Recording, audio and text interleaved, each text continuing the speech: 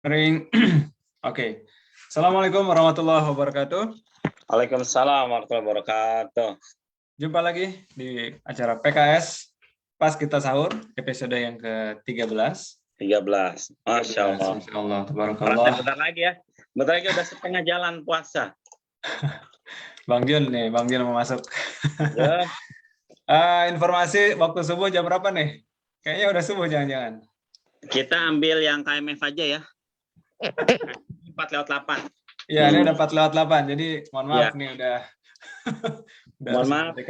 hentikan makan minum dan lain-lain. Minum dan lain-lain. Tapi jangan hentikan doa kita, terutama Iya. doa untuk para tentara kita ya, prajurit-prajurit kita Ya. di kapal Nenggala 402, kapal selam Nenggala 402 yang kemarin ya sudah diumumkan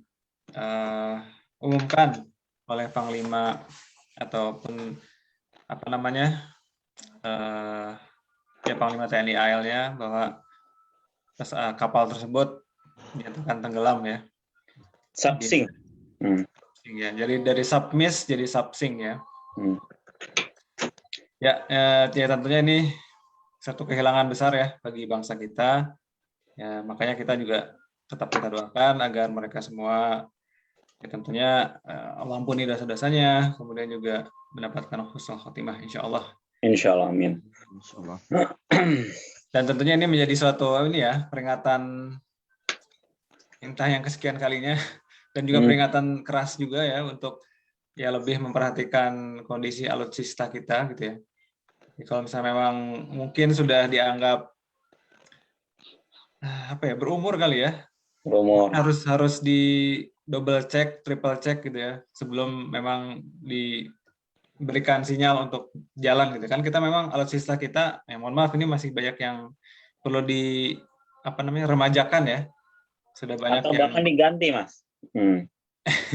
Ya. Ya, intinya 53 nyawa itu banyak banget gitu ya. Kehilangan satu aja sudah banyak gitu ya, apalagi kehilangan 53. Jadi nah ini perlu kita koreksi bersama ya.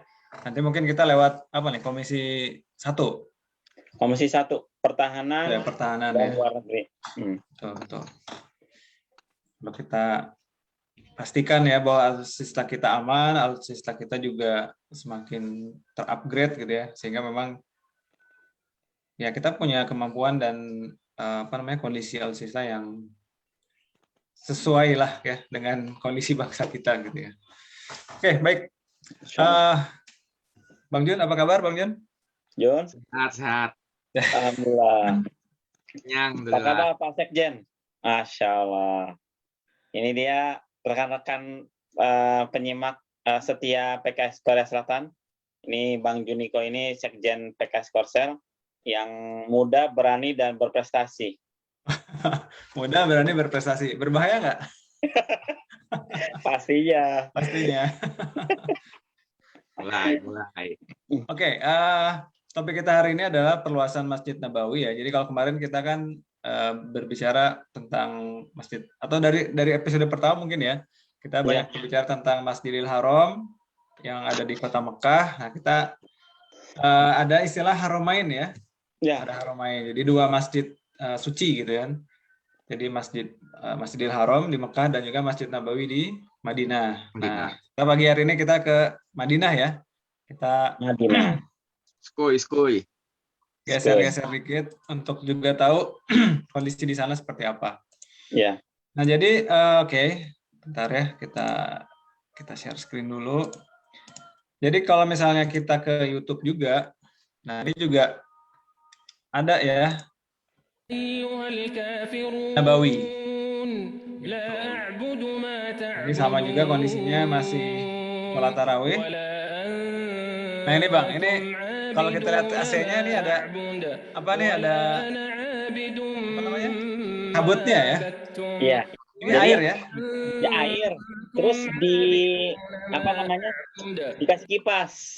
Air dikasih kipas. Iya, jadi adem hawanya. Namanya apa? Intinya itu air dikipasin. Nanti mungkin mulai bulan depan ya. Di sini kan udah mulai musim panas tuh. Kita juga bakal ngeliat tuh pada pakai kipas, terus mungkin ada Iya, yang ada airnya juga gitu ya. Nah, ini betul. kondisi di dalam Masjid Nabawi ya. Kalau Masjid Nabawi sih relatif lebih adem ya. Maksudnya satu komplek itu semuanya full AC gitu ya. Semuanya hampir semua area full AC. Dan ya masalah ini kayaknya lebih ramai ya di Masjid Nabawi ya. Benar nggak Bang Haji? Ini Lebih padat gitu, masa lebih. Tadi juga di luar kan kita lihat padat gitu ya. ya, meskipun tetap social distancing, Mas. Tetap social distancing, betul, betul. Kelihatan tuh ya. Ya ini apa arsitek khas Masjid Nabawi ya. Abu-abu putih dengan apa namanya pilar-pilar yang ya Masya Allah. Oke. Jadi kalau misalnya kita berbicara tentang sejarahnya ya, sejarah perluasannya, nah ini kita ambil dari salah satu website. Ya, betul.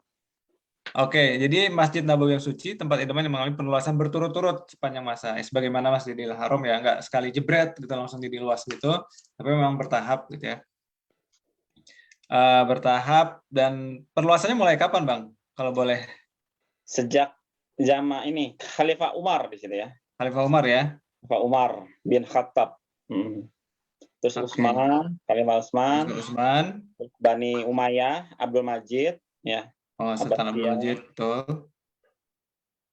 Terus hingga era Saudi modern, Raja Abdul Aziz ya, Al Saud ya.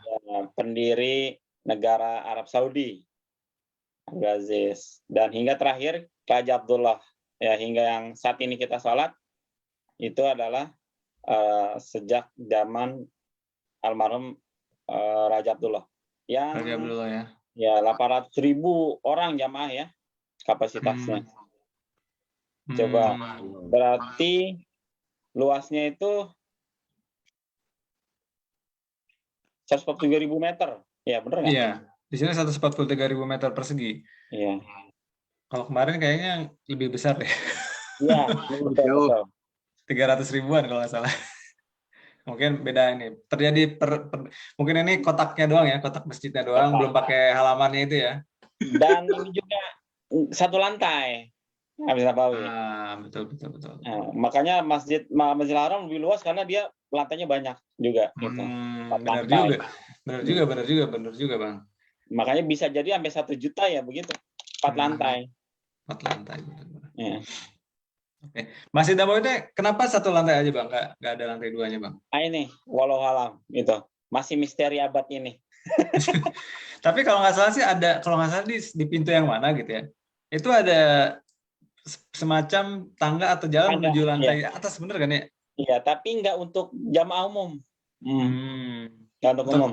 Untuk jamaah VIP atau apa? Walau alam itu.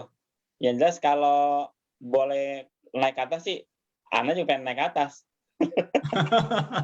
lebih apa adem gitu ya? Saya pengen tahu, pengen lihat juga gitu.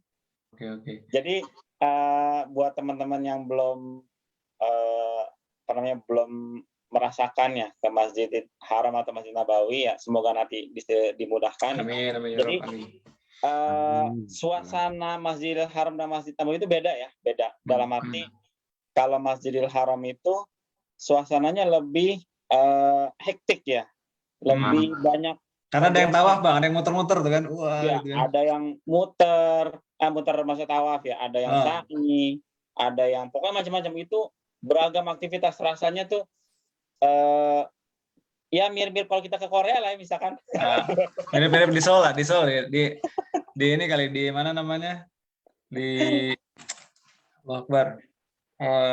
Myeongdong. Ya, pokoknya sibuk gitu. Ya ini kalau lagi tawaf di lab lah. Tawaf pikiran ya, Mas Judiko. Gitu. Jadi sangat dinamis ya, progresif gitu ya. Nah, ketika habis dari Makkah terus ke Madinah, itu suasana berbeda.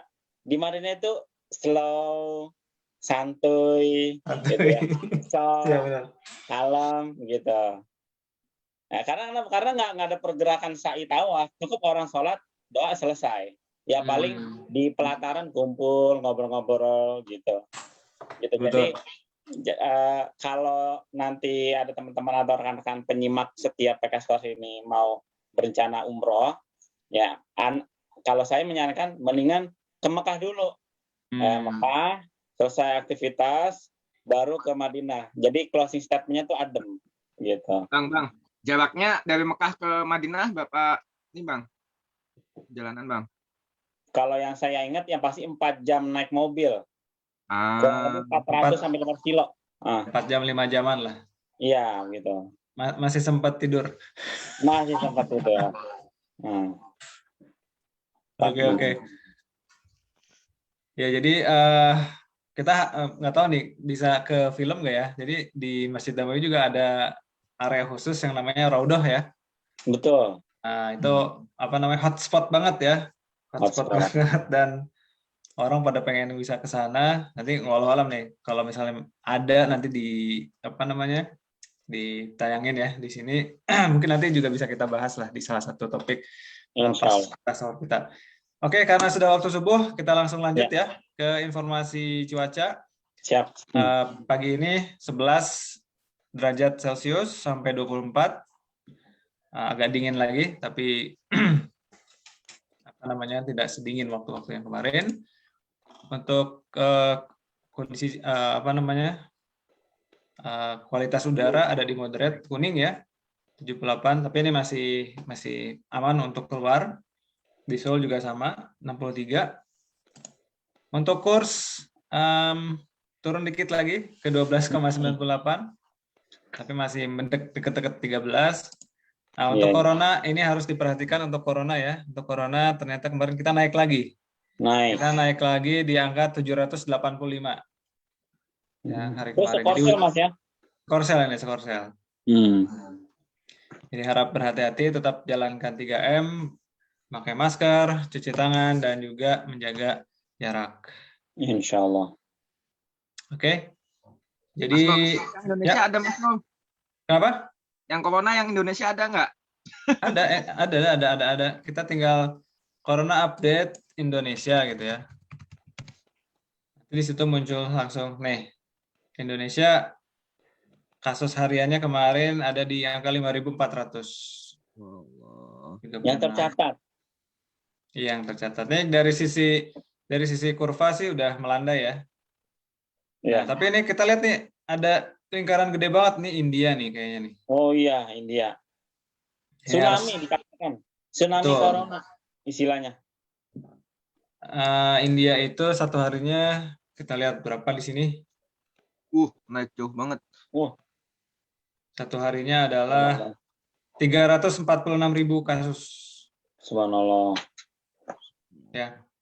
Luar biasa. Jadi ini memang dia udah melandai banget, udah turun banget kan nih. Itu tuh gambarnya tuh mapnya. Iya, nih.